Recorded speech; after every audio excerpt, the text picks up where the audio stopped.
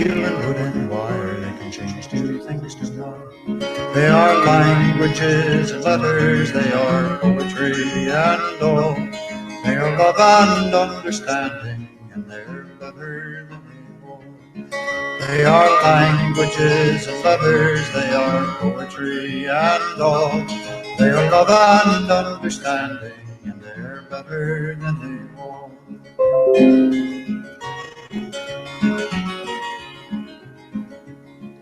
There are canyons, they are yawning in the night.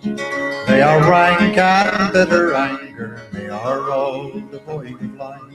They are fear and blind suspicion, they are apathy and pride. They are dark and soul foreboding, and they're oh so very wide. They are fear and blind suspicion, they are apathy and pride. They are dark and soul foreboding, and they're oh so very wide.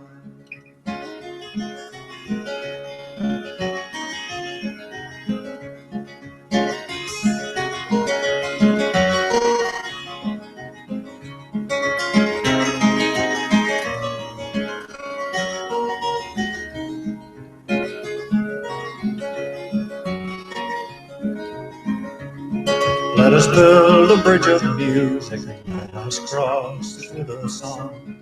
Let us span another canyon, let us write another bond. Oh, and if someone should ask us where we're off and bound today, we will tell them building bridges and be off and on our way. Oh, and if someone should ask us where we're off and bound today, we will tell them building bridges and be off and on our way. We will tell them building bridges and be off and on our way.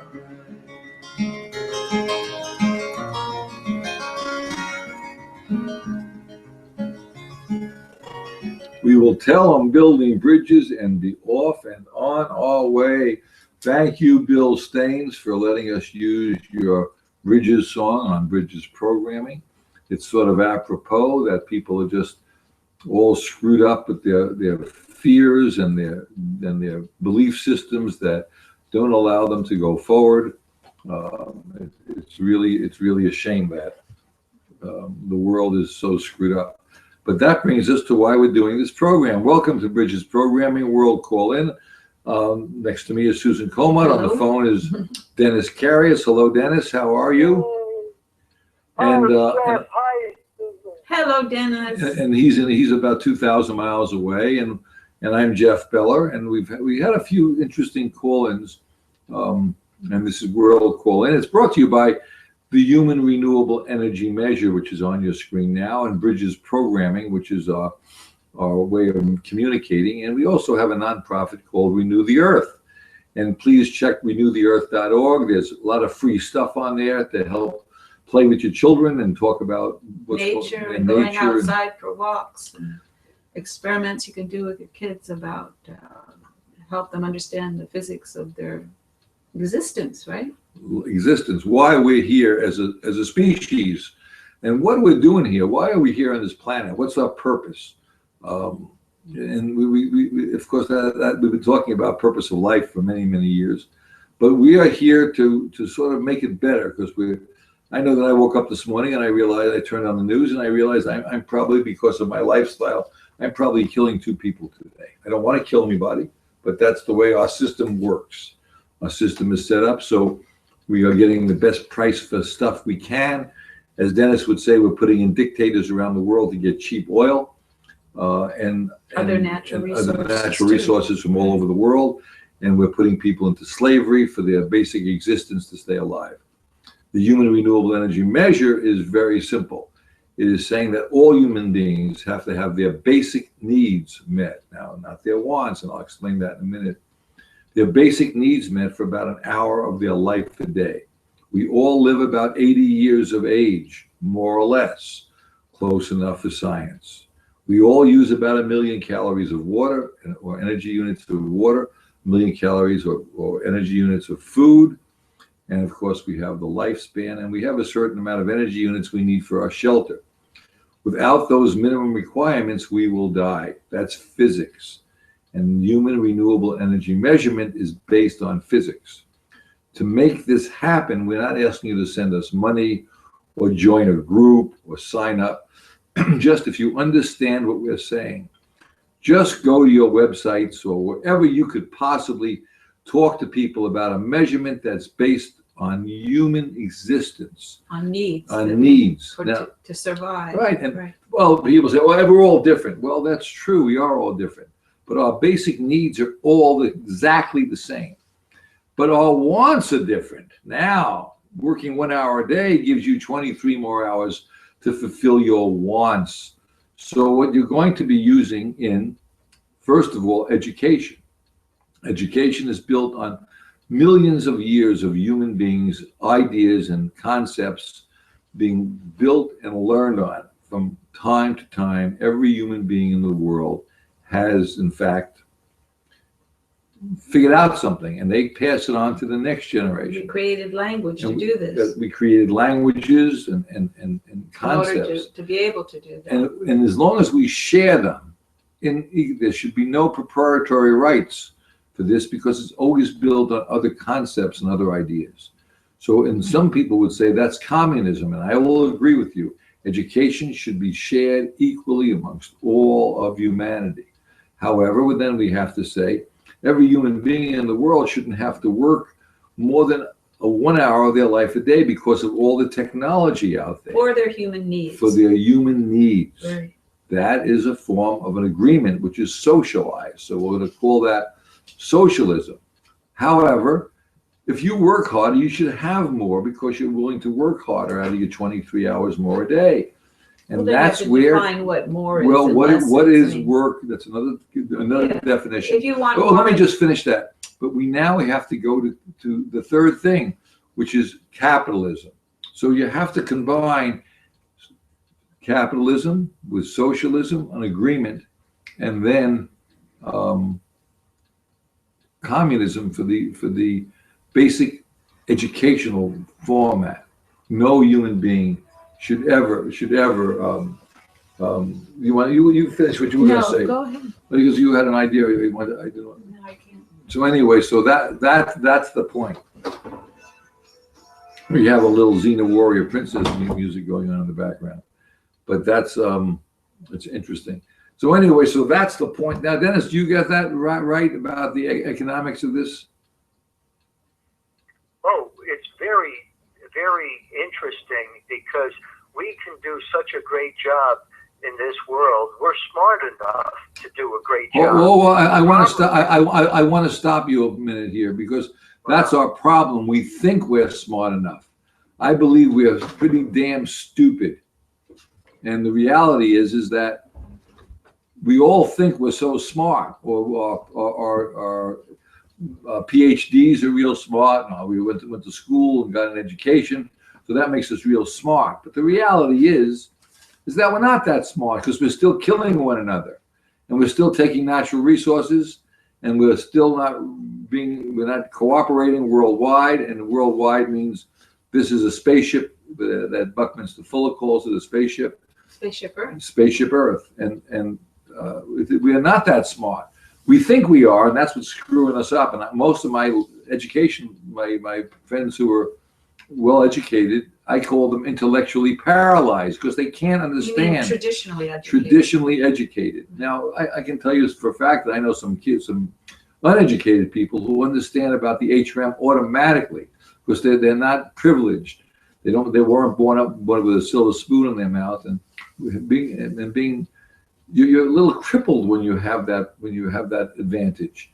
Like you can't imagine someone living in Indonesia who just can hardly make ends meet. They're working 16 hours a day just to get their basic needs met. You can't imagine doing that living in the United States or other wealthy countries like Germany or Switzerland or England, all the major Western parts of the world. And that's why they call us infidels, because we're killing people all over the world for money, for profit. For wants. For not wants, needs. not needs. Right. So if we have all basic needs, go ahead, Dennis. Dennis has to interrupt Jeff. Jeff, I have to interrupt you because this is interesting. It's not just whether we're smart or stupid. It's also whether we're greedy or not greedy. Because if, let's say, the upper 1% or even 1/10 of 1% is so greedy that they want to become even more rich. But Dennis, who are you to say that they can't be rich? Who are you to tell somebody? No, they can't. Who are you to tell? Well, how much is rich? Right. No, there's no limit to how rich you can be in this world, but there is a limit to how you're doing it. If you're rich because you're getting oil out of the Middle East with no charge and coming over here and selling it for $3 or $4 a gallon, there's a limit because there's people over in the Middle East that are not happy when their democratically elected leaders taken out and replaced by a dictator. So we But who makes that oil. Who's to decide whether or not, number one, how much is too much? Number two, how do they put dictators in? That's about the economy. That's how they put them in, with force, with guns and ammunition. So how does what we're talking about help to clarify that and make it possible to quantify what's too much? But I also want to bring out the word greed is an emotion. It has no value because you can't measure it. That's what we're talking about. A measurement that says all humanity has to have their basic needs met. Once their basic needs are met, the dynamic of slavery and poverty and wars and greed no longer exists.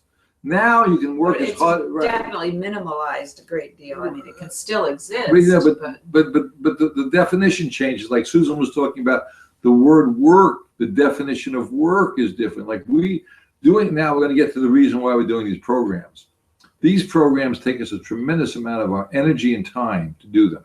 And we're really not that adept at doing the technical work.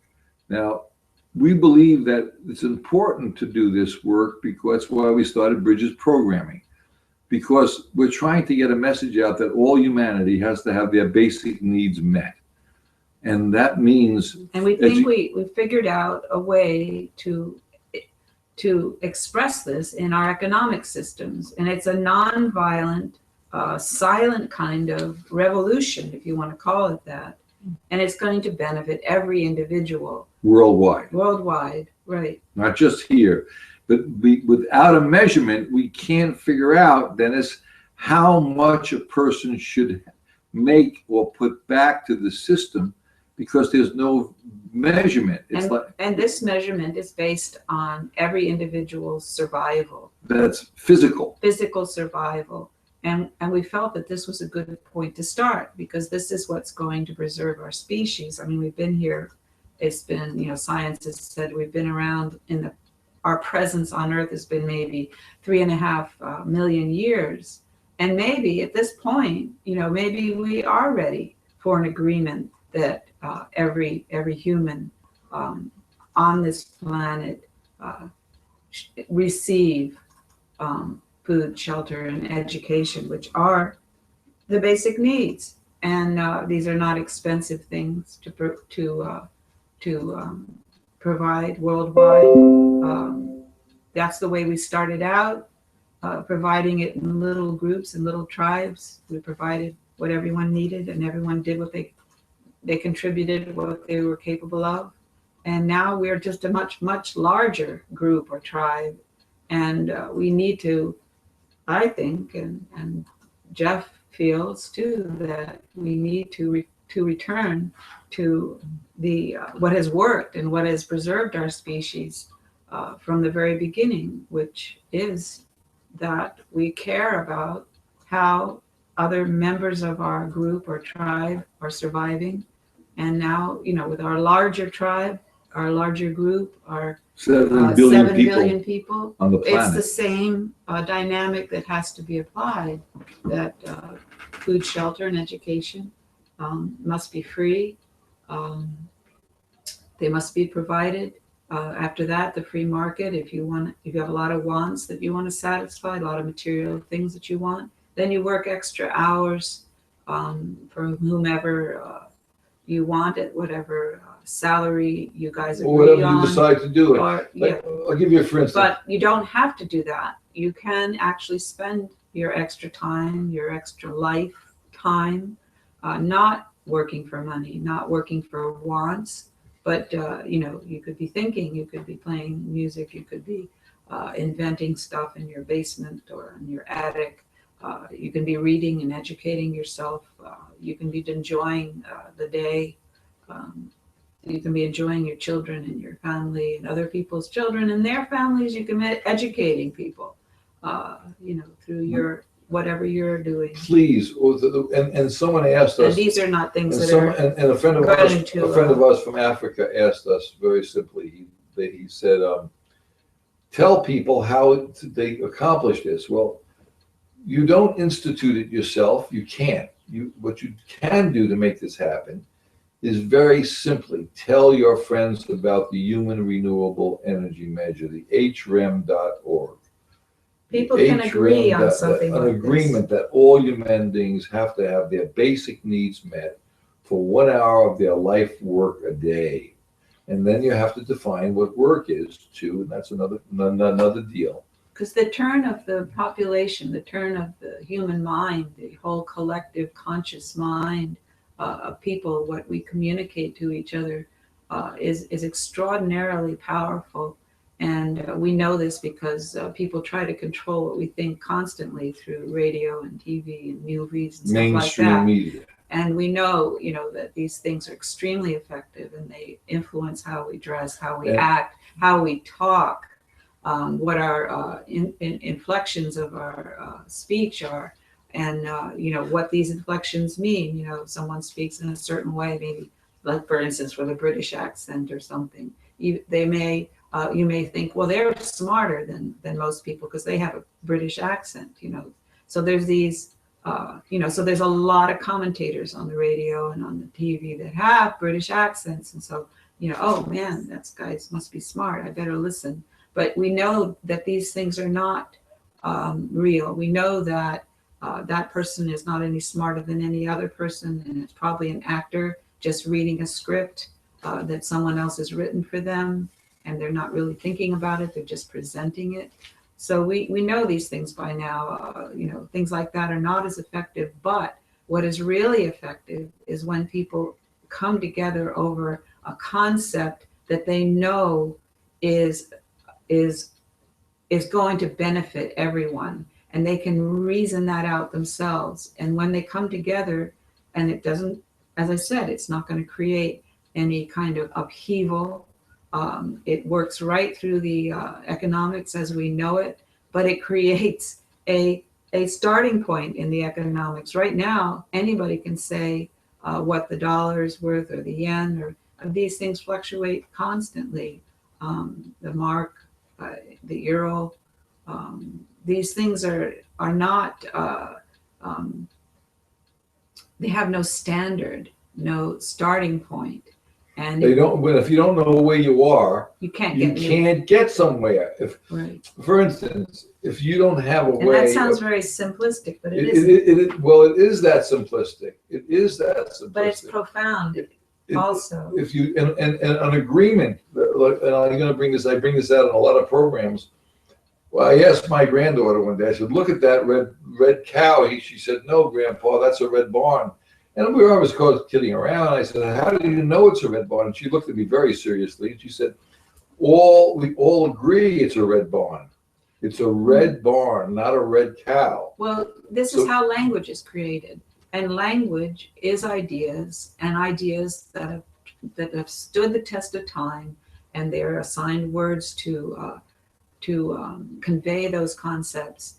And a concept, if it is going to stand the test of time, needs to be discussed and if anything, considered by the whole population.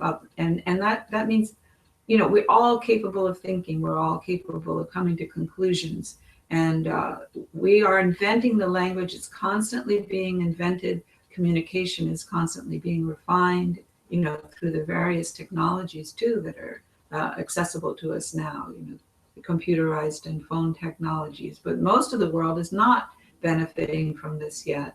And it is our task, if these things are part of our lives, to use them toward the benefit of everyone on this earth, every individual, every child, and every elderly person, and every middle-aged person, and young, and what. It doesn't matter what the age. We are all contributing significant elements, thoughts, activities to the whole of our species, our group, our tribe, whatever. We're all part of it, and we're all living on this spaceship Earth together. And that's, going back to Buckminster Fuller, and I would definitely recommend you read Operating Manual for Spaceship Earth. Now, there's another little thing I want to bring out here, that and like Dennis, you were saying how smart we are, but the reality is that we're getting dumber. We've changed the wording around, a very specific wording, like the word absolutely. Now, that's a very specific word. That's actually, you're right. But those are things that we pick up from the propaganda of mass media. But absolutely is no longer really absolute. I don't think we're stupider. I think we're just much more distracted. I think we're purposely being dumbed down. That means in schools, in colleges, they're out there in college. As a matter of fact, someone did a program with us he's a college professor retired, that the big corporations are taking over the colleges. Yeah. When a kid goes to school now, they're not going to learn. They're going to see how much money they can make when they get out of school. Right. And then they charge you more. Like they want to get the best deal they can so they can manipulate the system to make more money. We have friends of ours who are PhDs, and they want to know they're chasing money at every conference. Where can I get a grant for this? Where can I get grants? Where can I get government funding? Right, exactly. Where do I get my what do they call that when you get a state? They fund these students to switch to the other. There's a bird out there. Let me see if I can get you the bird into the field. We're going to go to an outside bird here, if you can see it. I don't know if Dennis is online again. By. There it is in the background. There's a bird in the background somewhere. I don't see it. Yeah, it's walking. Oh, there it is. It's right by the bottom of the tree. Yeah. And he's looking around for seeds, I think. No, he's actually probably. And we had a couple of squirrels out there, and that's the yard here in this is in after a very heavy rain all night long, and this is the dry season supposedly, but of course we're getting an incredible amount of rain. So that's Dennis. Are you online yet? Can you see us online? Leave it on there. Let it stay. Well, it's a pretty big bird. Do me a favor, just not tell me. If you can tell everybody out there what would be the website to go online. Okay, you can go to Bridges Programming, or you can go to YouTube Bridges Programming, and it'll pop right up. Go to YouTube Bridges Programming, and you will see us live right now as we're talking. And you'll see in the background, you'll see some squirrels and some wildlife and some big birds. We had a big bird out there a while back. It looks like what do they call those? Not an egret, but maybe a blue heron was out there. And we have a statue of a blue heron that we're focused on right now. That's a little statue. That's a little statue. It's a bronze statue that we found in the garbage. Somebody was throwing away. We fixed it up and put it out on the deck there. So that's out there. So you're going to go to YouTube Bridges Programming, and you should be able to see us live right now. We have about a half hour left of the program, I think, and we're gonna. The reason why, and the basic part of this program is to say, why are we doing this? And again, I'm going to tell you that we're doing this programming because we think that the Human Renewable Energy Measure is a basic start point for all of human within the economic system. Within the economic system, that we all have to have our basic needs met before the free market takes. And then the free market, the free market can then honestly take effect without hurting anybody. And once we not putting people into slavery, not dislocating them from their homes, not creating situations where the natural resources that are in their country are causing wars and people to lose their homeland. Essentially, they're pushed out and They're pushed out of their own room in their house. And if you look at it again, if you look at this like it's not just a spaceship, it's a spaceship or a mansion that floats around in space, and we all have let's say we've named 200 different rooms. We call them countries, and we're pushing people out of their rooms because of the economic system. And when we do that, it really messes us up. Someone sent this. It doesn't just affect the people who are immediately, being traumatized. It affects everyone. The ramifications go all around the world when people are suffering somewhere and being dislocated, as is happening now. All the immigrants refugees going into Europe from Syria, and when they're being shot at and they're being starved out, and they don't have any, and it's happening all over the world. It's happening in France, it's happening in Germany, it's happening in the United States. There are people who are working their asses off trying to make a living, and what happens is they can't. And a lot of the young people are tired of this, and they have every right in the world to be. Why are we forcing them to work 12, 14 hours a day for their basic needs met, and then pay off loans for no reason for education? There's no reason for that. The only reason for the education is so they can get a better job, so they can have more stuff. The reality is that they should have all the education they want, and then they can have the free market take effect after their basic needs are met worldwide, and education should be no cost for anyone anywhere in the world. We have to agree upon a name that all humanity has to have their basic needs met, and we have the measurement for that, and that's called the AHRM. The way we promote this is through Bridges programming, and hopefully other people pick up on our programming and get it out their own way. Whatever you can think about to do, use your mind to do it, which is the most important thing you have.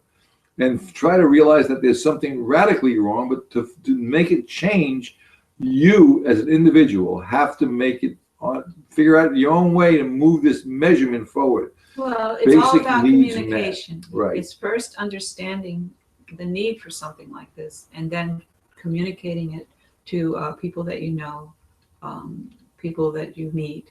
I actually, what we've been talking about, I can let Buckminster Fuller come in and make a. Okay, we're going to go back to little Bucky Fuller now, and please look at the operating manual for Spaceship Earth. Susan's going to read a little bit about Bucky Fuller, and we're going to give you a little bit of. Well, no, about what he was what he was thinking. This is in Critical Path, which we've been reading for several months now, and we're actually on the last third or quarter of it. But he asserts that there are two main evolutionary trends that for the last 3.5 million years that humans have been utilizing, and he sees two basic evolutionary trends, and one of them he describes as one in which humanity is running the universe. And he on page 229 you can read his complete description of that, but I'm just going to jump from different places in his statement and paraphrase it a bit.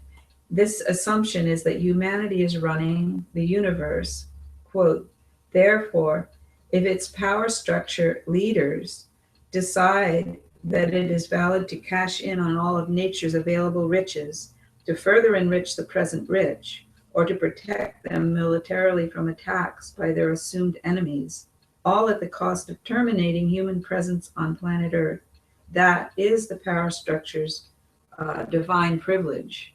Now that's the most aggressive form of one of the trends, and that is the one in which he says it tends to, quote, flatter human ego and persuade humanity to deceive itself by taking credit for favorable changes in circumstances while blaming other humans or acts of God for unfavorable changes. That's what you were getting at earlier, Dennis, when you said we're smart.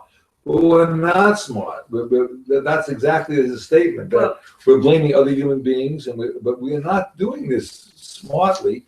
We are doing it stupidly. That is the most aggressive trend right now, right. And it is encapsulated in the way that we do economics, from more than in any other system that we're using right now. I would say that our economics is enforcing that, daily, hourly. I mean, we're commuting to work that most of it is non-essential, but we have to do it in order to make the money that we need in order to support our families, support ourselves. Now, the other evolutionary trend that Buckminster Fuller defines here, that it calls a class 1 evolutionary trend, and he says is, quote, utterly transcendental to any human vision, planning, manipulation, and corruption. It transcends these things, he's saying. Class 1, quote, evolution accounts for humans' presence on Earth. That's why we're still here, because of this class 1 type of trend or evolutionary trend that we have been practicing. And here's how he describes it.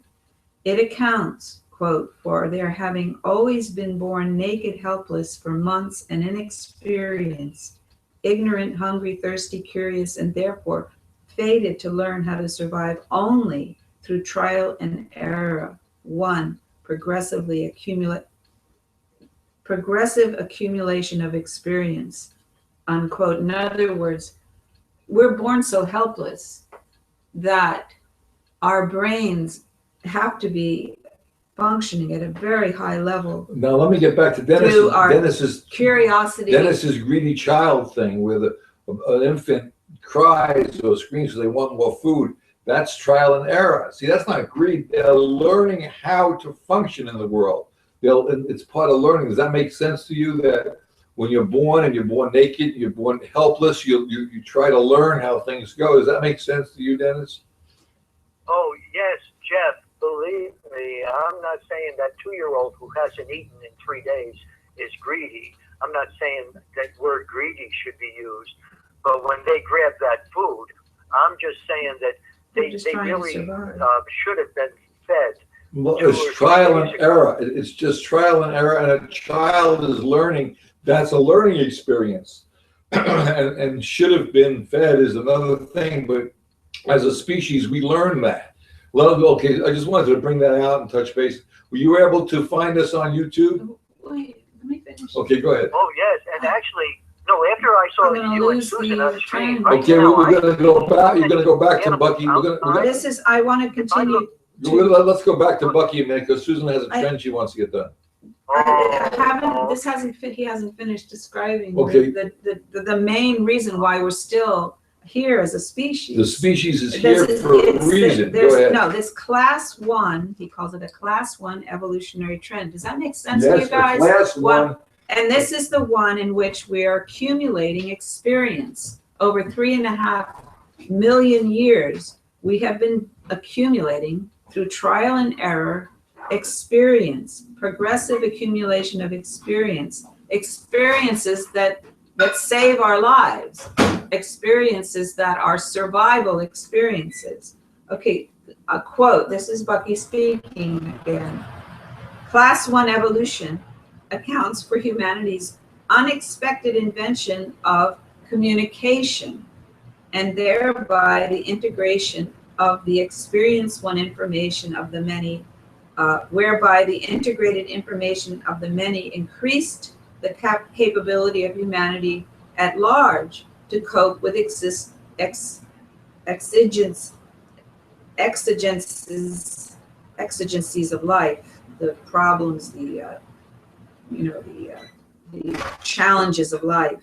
So what he's saying is, we, through 3.5 million years, the part of that 3.5 million years that we're living in now is the last maybe 800 to 1,000, where, you know, all the our little industrial toys and stuff have been coming into play much more. But before that, all this knowledge was building up, and trial and error knowledge, and the one that worked was selected. And when it was selected, eventually people learned how to name it, and they named it, and that was like a big thing when something was named, because that meant that everyone had agreed that that was important.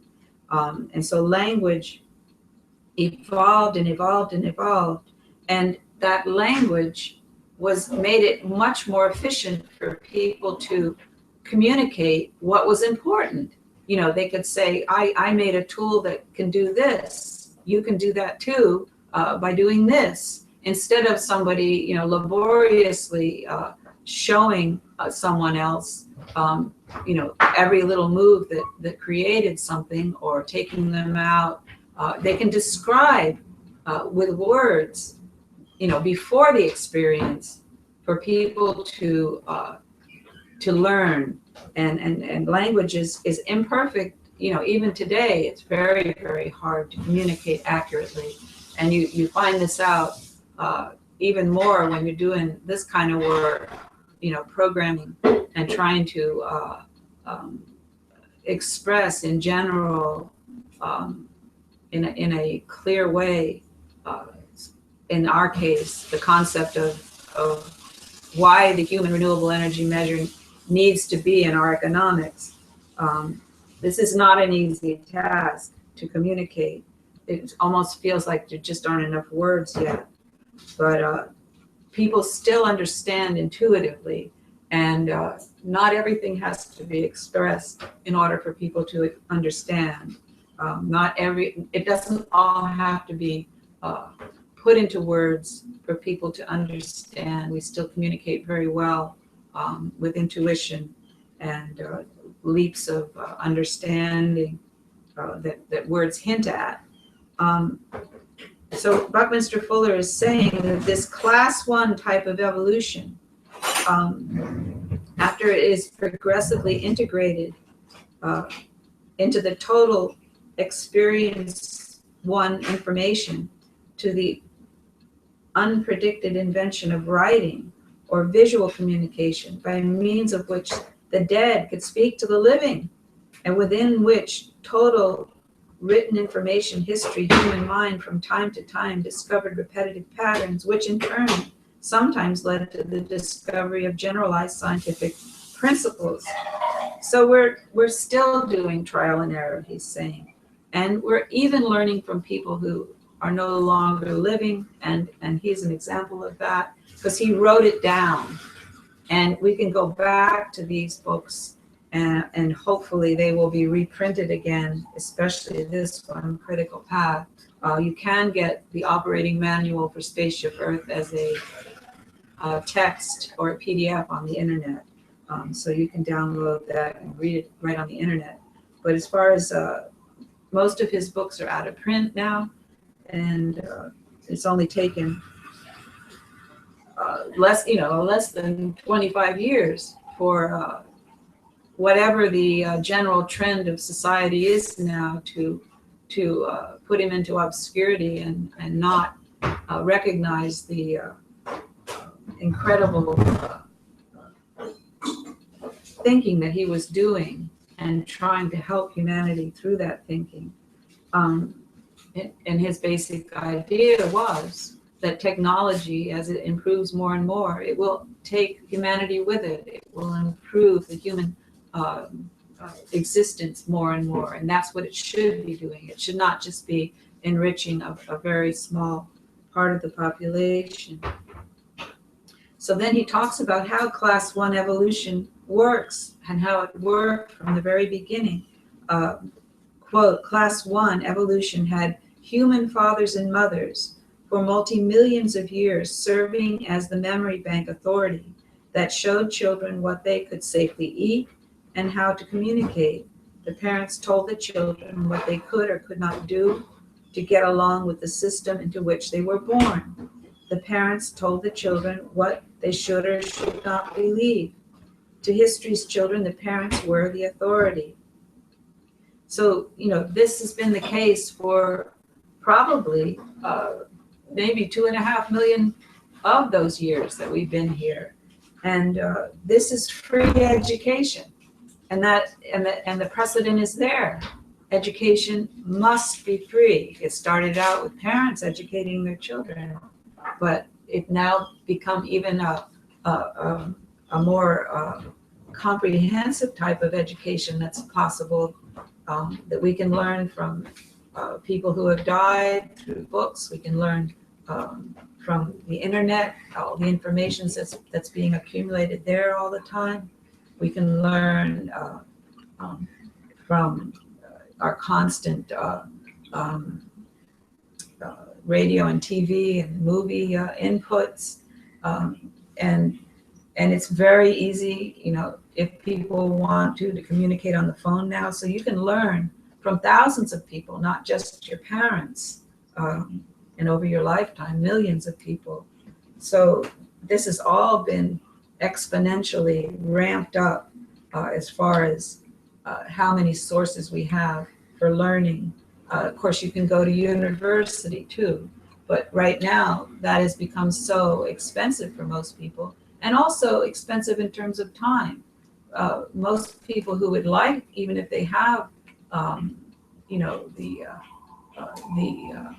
the desire to go and go to a university and learn some special field, they don't have the time because they're working to make a living so that they can just provide for themselves, or if they have a family, for themselves and their family, the basic needs, and a little bit more because they need a car to go to work. And of course, many people are in debt for these things, but they're essential for the way that society has arranged itself right now. This education that's so expensive and people have no time for, is making it an exclusive type of activity that only is available to a minority. And right away, this is making a lopsided social situation. And the social agreement isn't there. Right. We're not all learning from each other anymore, which is where our survival lies, in learning from each other, choosing the best things, and moving forward. And in this case, we're putting out the Human Renewable Energy Measure as something that might be chosen by human agreement, by our species agreement, that it's needed now after these many, many years, these 3.5 million years on Earth. Maybe we're ready for this species agreement.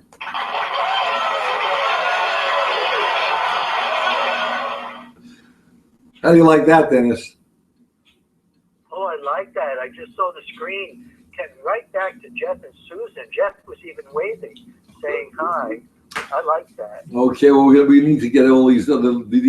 We now the point of this programming, though, is to try to get this renewable energy measure into position. Renew the Earth is a nonprofit group that we try to promote renewable energy and good things about nature. And Susan works very hard on that. She really does a lot of work on that. We have some input, but not enough. We want more people to input on that.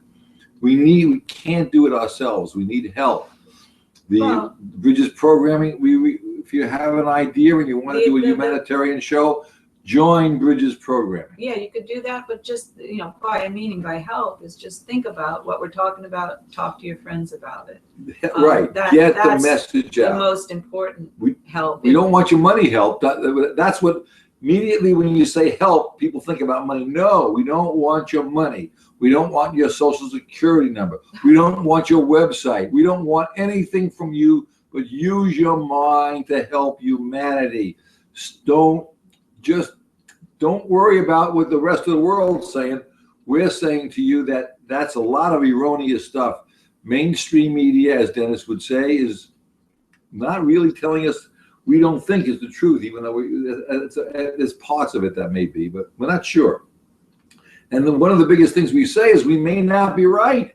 we think we have found an answer. Well, the only way that you can determine, going more in a right direction or wrong direction is if people start to agree on the direction. Well, most people do agree that all human beings shouldn't be killed or put into slavery. We all Right. agree upon that, but we're not Or saying poverty. how to do that.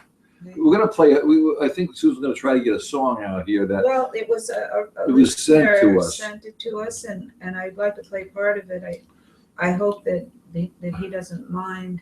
Well, we asked him to play the whole thing, but we'll play parts of it because he emailed us the whole the song. It's 12 He minutes, calls but not, it Evolution is his song. and what's his name? John Eddy. John Edd. John Eddy. Yeah. And where's he from? Does we know? No. Okay, well, we're going to But play a I'm piece gonna- by I'm John gonna try to Eddy. get it. Wait till we get it here, and then don't get false advertising if I can't make it. If you work. want me to start singing, Well, you just can let me sing know. to it, sweetheart. You can We're sing. going to have another. So anyway, that It's considered, he's a jazz artist, and it's jazz fusion, they call this. and In we, your hands, my fellow citizens, more than mine, Wait a minute. you pushed the wrong button. No, I just did it involuntarily. will rest the final success or failure of our cause. Don't put it on top of it. And this Since is this country was founded, each each on generation SoundCloud, of Americans if you want has to try to been find summoned it. to give testimony to its national loyalty. The graves of young Americans who answered the call to service around the globe. Now the trumpet summons us again. Not as they call to bear arms, the arms we need.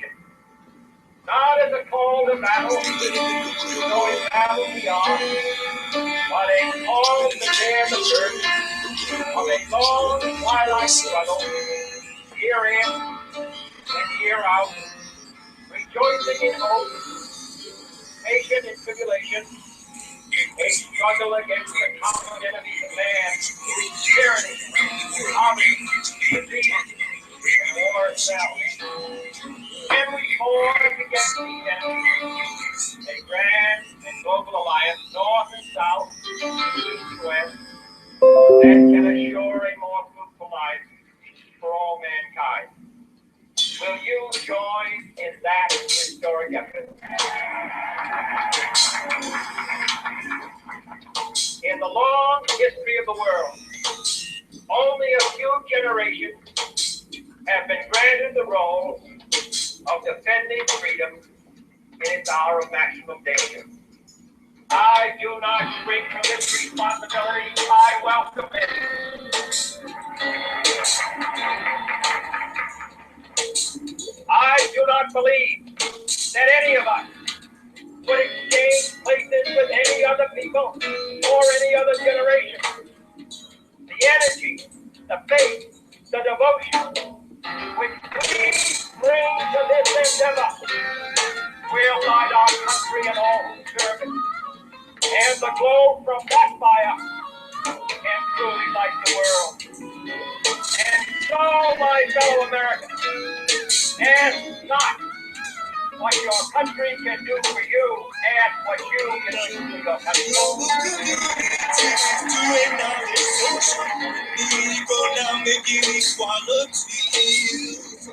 My fellow citizens of the world, ask not what America will do for you, but what together we can do for the freedom of man.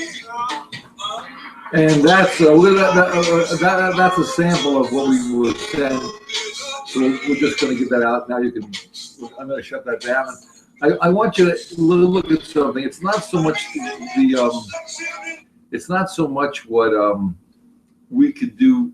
What you could do for the United States, but it's what you could do for the whole world. Why are we killing people around the world? That was John F. Kennedy. And that was JFK for his famous speech. That's not what you can do for. But there are other things that this is a 12-minute piece that goes into all kinds of others. And this fellow speeches and took the time to put all these things in different collages and put some music behind it. It's a very It good just starts piece. out with JFK. It doesn't. But he's got much more on there, and that he Yeah. probably has.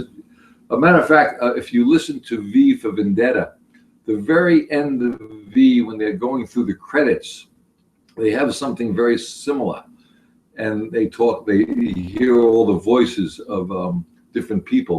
So if you listen to V for Vendetta, Quotes from what they've written. and go to the very end of it, Speeches. if you don't want to watch the movie, you'll hear the speeches from V for Vendetta, very similar to that. But, Various people, Gandhi, lots of different people that they chose. But this is amazing stuff. But With a background of music, so that's what you see as a similarity. Right? and this fellow took the time. Would like to get, if he wants. Well, this is a very a Well lot of done. work here. Yeah, a lot of work he put into that. We'll be more than happy if he tells us to put it on our website. We'll be more than happy to do that. We just have to get permission to do that from him before we do it. We don't like to take anyone's work for granted because people spend their time, and part of their time is life. And when we spend our time to give you a suggestion on what we're doing, we're giving you part of our life.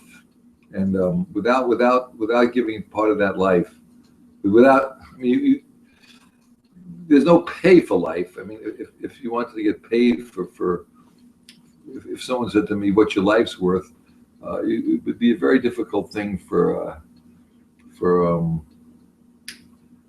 there's no measurement. Like if you ask someone what you're worth, they say, "I'm priceless." Well, there's no such thing as priceless because you're working for money. You're not working because you really want to in most cases. Some people, like we, work because we want to work. And this is what we're doing.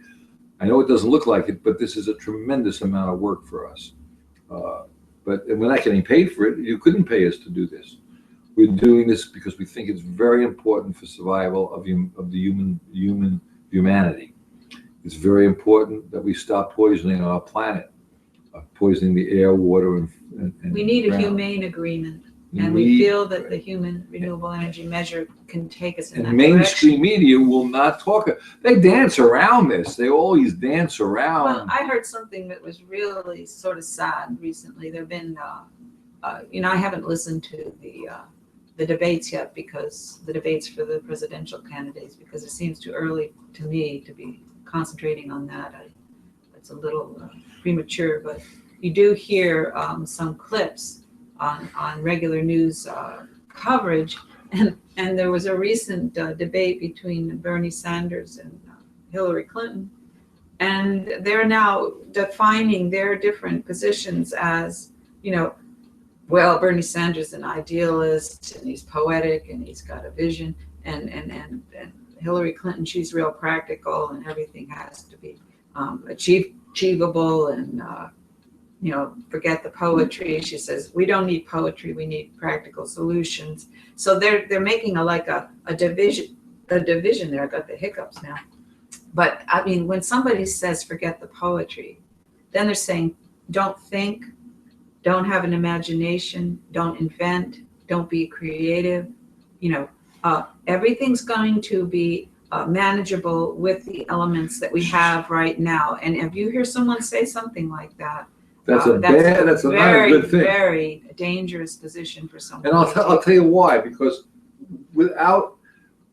if you have an idea, it's just an idea, and now you have to put it to move forward to make that idea function and see if it works. The only way that humanity has gotten this far, is because 3.5 million years, is because we keep experimenting. Trial and error. Trial and error is creativity. It is a type of poetry. If you eliminate that kind of communication, which is more profound than what we can do verbally with our language, you have then, handicapped the possibilities of our future, on this planet, significantly. Our intuitive understandings and, things that we understand through our ears, language and stuff like that, those are limited. But what we understand with the larger senses that we can use, our eyes, our vision, our observation, our smell, our touch, yes, and our intuition and our creative impulses, these are vastly more profound. And if you are trying to say to a population, we don't need these things, and that is a very, very sad thing and a very dangerous position. And you can't. I don't believe you should. Any leader should say that. Forget the poetry. Because we need to have the poetry in it. Bernie Sanders. But Sanders. The actual debate was Hillary was saying that this is not a doable thing, and Bernie said what Bernie is saying is not Bernie, doable. But Bernie is saying it's not doable, and but we don't want what's doable. We want what we think we can do, and then try to do it. We want what we think we can do, and make things better. And if you don't think that, and that's the problem we're working within the economic system, which is don't do that. Don't think you can have every human being in the world have their basic needs met. And don't think we can stop wars. No, we can stop wars, Miss Clinton. We can stop wars, Donald Trump. We can stop wars, Republican and Democratic parties. We can stop the division between races and religions and nations and languages. We can stop those things. If we have cooperation and understanding. Stop people using those as ways to control populations. We can stop those things. Being competitive. Start being cooperative. That's what we have to. That was the agreement of humanity in the beginning. In the last few thousand years, it has not been. It's been competitive between the kings. That's why you have the United Kingdom. They united so they stopped killing each other so they can have control of the population. It's so simple. And we need to have a measurement to know where we are, to understand that all humanity has to have their basic needs met, and that's why we're doing the program. We're asking everybody to please tell their friends about the Human Renewable Energy Measure. Don't send money. Don't send us. If you want to join in to help us with the programming, not money, do your programming. Do whatever you need to do to get this to happen. We're here. And we're going to try to keep doing this for as long as we possibly can to get this Human Renewable Energy Measure out. We have Renew the Earth. And let's go out with a little more of. I'm going to go out with our normal, because I know, really? I know my. Okay. All right. I don't want to. I really want to go out with the energy song, and we'll be going out very shortly. Dennis, you have any 1 minute wrap up? We're going to have 1 minute wrap up, and that'll be it. So we're going to see you guys as soon as we possibly can, and we'll see you again next Sunday. You have anything you want to say in 30 seconds, Dennis? Well, I just want to say thank you. I saw all those critters outside, and you were just showing outside, the squirrels and all this. I think that they are very nice critters on this planet, and maybe it could be that human beings are ruining this planet more than any creature out there. All God's creatures got a place in the choir. Some sing low and some sing higher. That's the Bill Stain song. Sing out loud on a telephone wire. Some just clap their hands and go on. Hey, listen, thank you guys for listening. We'll see you again on Sunday. Your neighbor's out of work because they closed the factory. You try to stretch your paycheck, but it's never quite enough for energy, energy. It all comes down to energy. You wonder where the money's gone. Well, here's some fuel for thought. It all comes down to energy. Fossil fuel affects our lives like ripples on a lake. Cars and farms and factories and trucks. Supplies go down and prices soar, our futures are at stake. And when it's gone, it won't come back, and we'll be out of luck. Oh, energy, energy. It all comes down to energy. You wonder where the money's gone. Well, here's some fuel for thought. It all comes down to energy. We can get our energy from corn and grass and trees. Even trash converts to biofuels. Break loose from the stranglehold of oil companies. Renewables can fuel the world. We're here to spread the news. Oh, energy, energy. It all comes down to energy.